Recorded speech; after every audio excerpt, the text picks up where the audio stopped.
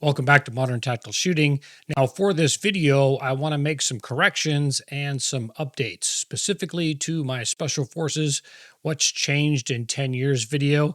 I got a ton of great feedback, and despite the fact that I'm a one-man show and I do all my own filming and editing, and I watch each video at least 10 times before I put it online, I did make two mistakes. I misspoke twice, and I got a lot of updates from viewers, feedback on the gear, because a lot of it was speculation. I was just guessing, but I talked to a lot of current SF guys in different groups to get more factual information on the gear that they're carrying. Also, I want to provide an update to the M7. I got some information. It's basically being rolled out in the 82nd Airborne Division right now. So let's get into some updates right now.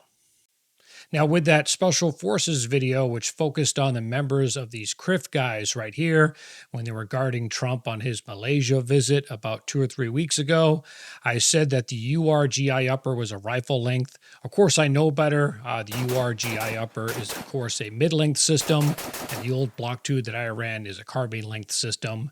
And I believe I said the soft mod Block 2 light is stream light. Of course, that's wrong. It is Insight. But Insight was never that popular, and a lot of teams use unit funds to get Surefire lights and other brands. But again, I got a lot of feedback, and I got a lot more information from current SF guys on the current gear that they're using and updates on exactly what these guys are rocking for gear right here. And in a few videos now, some people have started to play the drinking game every time I say rocking. I deliberately said it a lot in the last video just because I caught on to that in the comments, so I think that's kind of funny. I am not the best speaker on camera. I know that. I'm doing the best I can, but by all means, yeah, want to make fun of me? It's all fair game.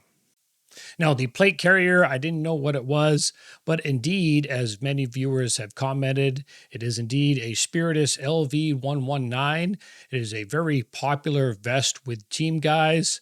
They are still buying their own body armor or body armor carrier over that Cry AVS. Some popular brands, I was told, was, of course, Spiritus, Faro Concepts, Velocity Systems, and ALX Advance. But I was told that newer guys coming to groups now are actually getting issued Cry JPCs. So that's great. It's only taken over a decade to get SF guys what they want, which is a very slimmed down plate carrier like the Cry JPC. Now, I was correct in my speculation. All the guys are buying their own inner outer belts. They're still being issued an old, outdated war belt, and they said it's pretty substandard, the quality. So yes, they got to buy their own belts, and a lot of them are still buying their own holsters. But I've got a complete breakdown of this belt right here, so let's check it out.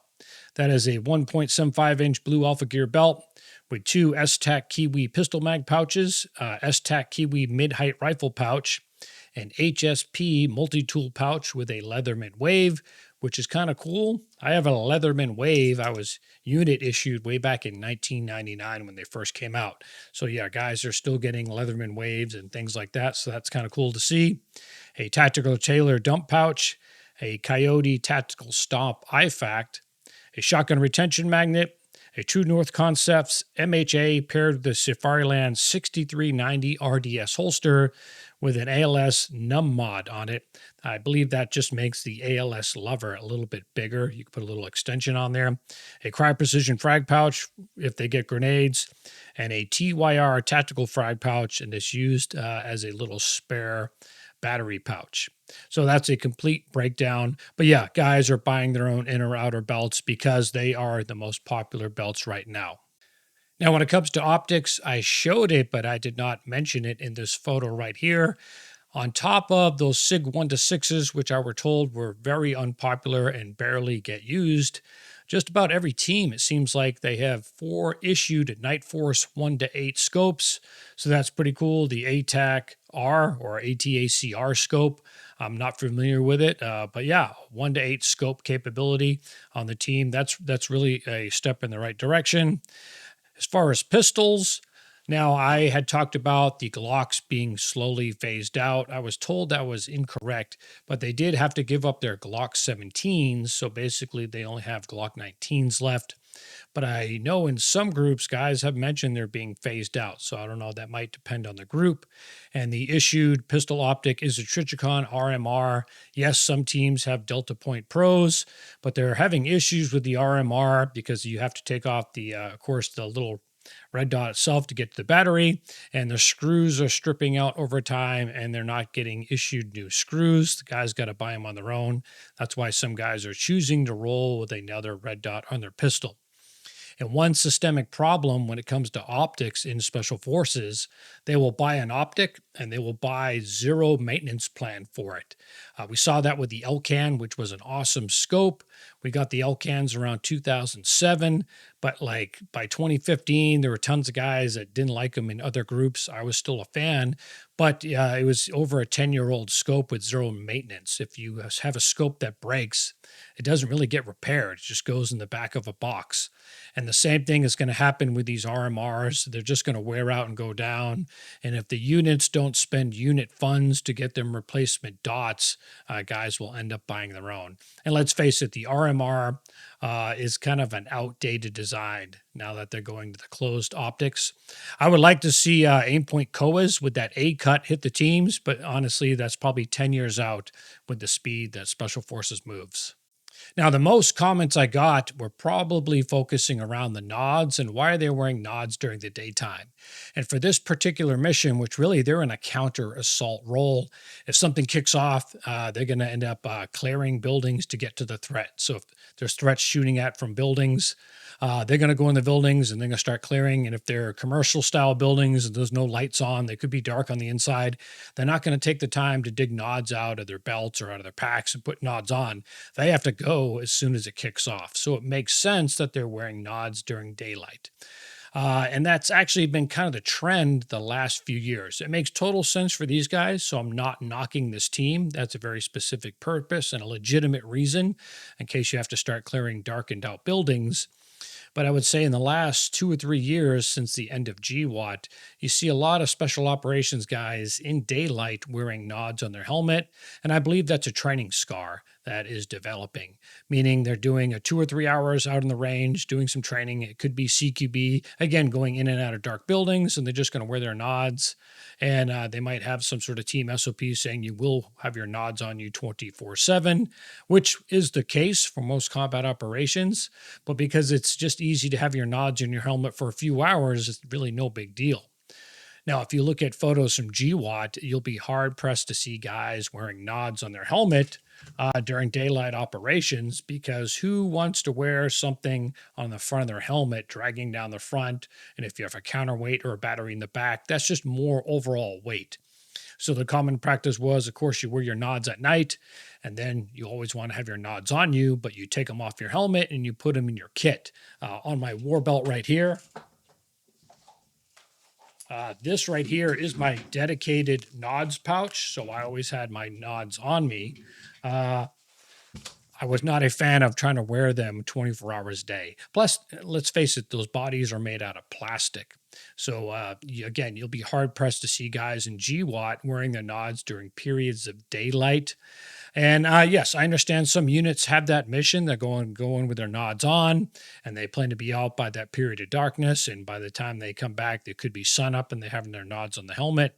But I think, again, some of it is kind of training scars kicking in right now, and it's catching on in the civilian world.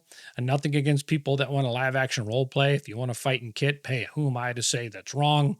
But there's some LARPing going on where guys are wearing their nods all the time now, too, in the civilian world. And I don't think they understand the reason why. They just want that commando look. And hey, if going out and training in kit is your thing, with nods and IR lasers and all that, hey, by all means, I say go for it. It's your money. And yeah, I dig it. And I dig tactical games and tactical shooting courses that civilians are into. But I think the reason why nods are being worn, maybe during periods of daylight, is not understood. And it's really not ideal. Again, do you really want something hanging off your helmet, banging and clanging around? It could interfere with you getting into the prone.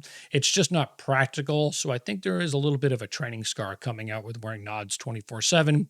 Again, these guys have a very specific mission and they need that capability. So I'm not knocking the SF team that I've been using in all these photos.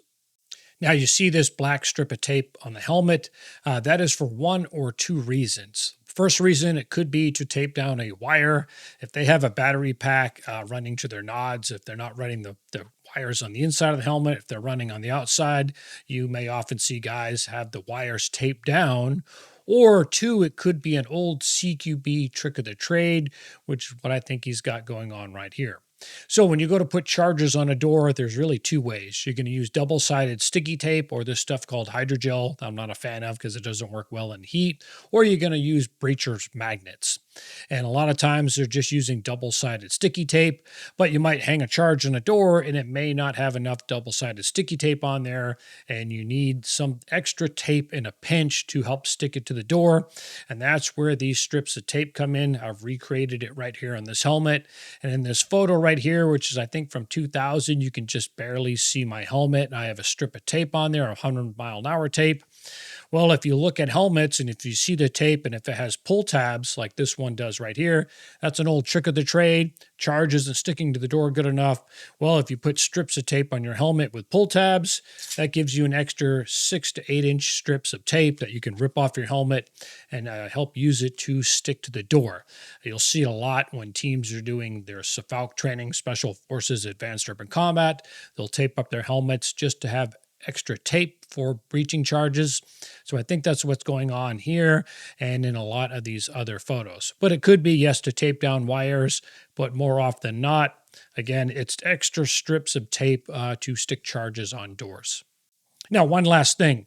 According to Watches of Espionage, this guy right here is wearing a discontinued Tudor Black Bay steel. So I gotta say, his watch game is on point.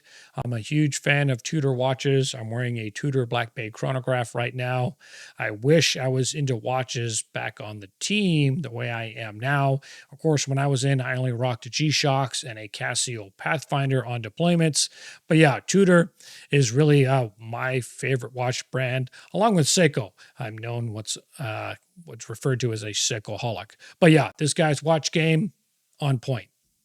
So there are the updates with that Special Forces gear video, some hard facts on the gear they're carrying. Now, let's switch over to the M7. And one thing I want to point out, Captain Braden Trent, who put out that paper going into the summer of 2025, I think it was April, May timeframe. If you noticed, you've heard nothing else from him. He's an Army captain, and basically he made the Army look bad. And really all he did is he said out loud what we all knew were the issues with the M7. It's too heavy, too much recoil. That optic is way too complicated, short battery life, and the ammo only being able to carry about 140 rounds, basically half the basic load that you can with 5.56, it does create issues. But I guarantee you, as a captain, he'll never make it past major now, and I won't be surprised if he's manning a radar station in Alaska right now. And he did us, I think, all a service by putting out that paper. But I think it put egg on the face of the Army. And no matter what, they're going to drive on with the M7. The 82nd Airborne is getting it issued as we speak. And I heard there's some minor QC issues. Some of them are showing up with some loose handguards. And I know Grantham put out that video of a modern or newer M7 that's a little bit lighter and shorter. The Army's not going to see that. They bought one version.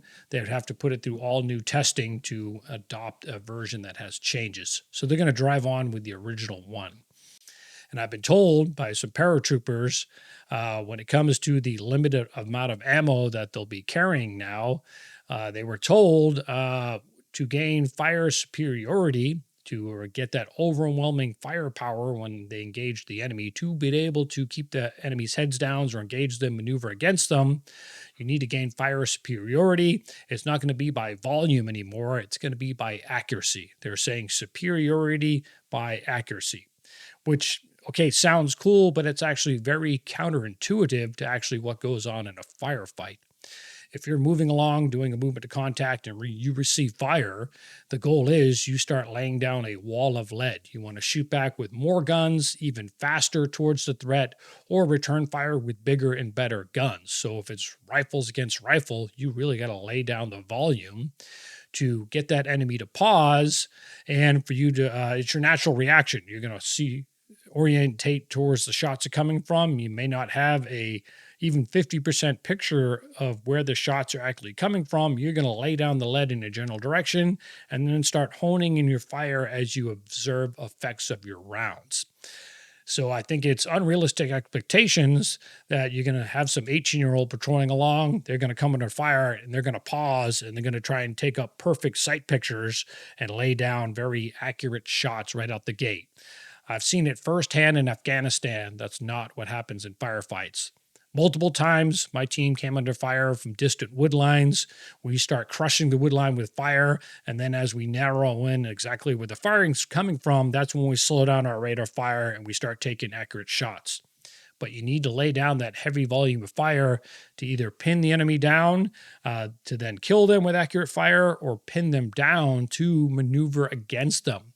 And that takes volume of fire. So again, saying they're going to get fire superiority by accuracy briefs really well, but it's not reality. And that's another aspect of the M7 that I think is going to let soldiers down in the long run. But the Army, they're going to stick to their guns. No pun intended. They're going to stay with the M7. And I find it very interesting that SOCOM has gone ahead and awarded a contract to Sons of Liberty Gunworks for their new Mark I rifle. Let me look it up right here.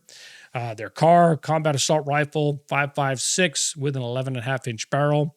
I guarantee you it's only for some select tier 1 units. They probably wrote up the capability for it. You'll see normal SF teams stay with their 11.5-inch Geisley uppers on their Colt lowers. So I think it's only going to go to tier 1 forces. But this tells me that SOCOM is still heavily invested in 5.56. I don't think there's any desire within SOCOM to start issuing out full-size battle rifles in 6.8.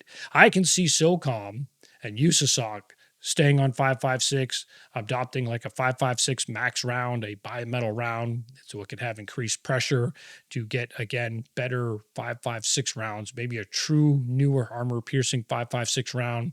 I know there's a video out there about a 5.56 drone round. Again, you can make a bullet do anything you want if you put enough money into it. And I'm still a fan of 5.56, and we're going to see SOCOM go one route, stay 5.56. Army's going to drive on with 6.8, and I think it's going to take a few years or a conflict for the Army to realize, kind of like with the M14, it was the wrong choice to make, and I think it's just going to take casualties in combat. The M14, too big and heavy for Vietnam, limited to 20-round magazines that are outgunned by the lighter, more nimble AK-47 with 30-round mags in a jungle warfare environment. And I'm convinced, I'll say it again, this will be the 4th video I talk about the M7. It would have been the ultimate gun for Afghanistan, where there was a long-range fight. I think that's what initially it was built around, was a continued long-range fight in Afghanistan. I know they talk about body armor defeating capability, but I bring it up every video also. Do you hear any complaints coming out of the war in Ukraine with 5.56, 5.45, or 7.62 by 39 not getting the job done, and both sides are wearing body armor? So it's all about giving P for plenty and driving the threat down. So there it is, corrections and updates to my Special Forces 10 years later gear video and my continuing thoughts on the M7 rifle. Now, like all videos, hopefully you found this entertaining and informative. I'm Jeff Gerwich. Thanks for watching.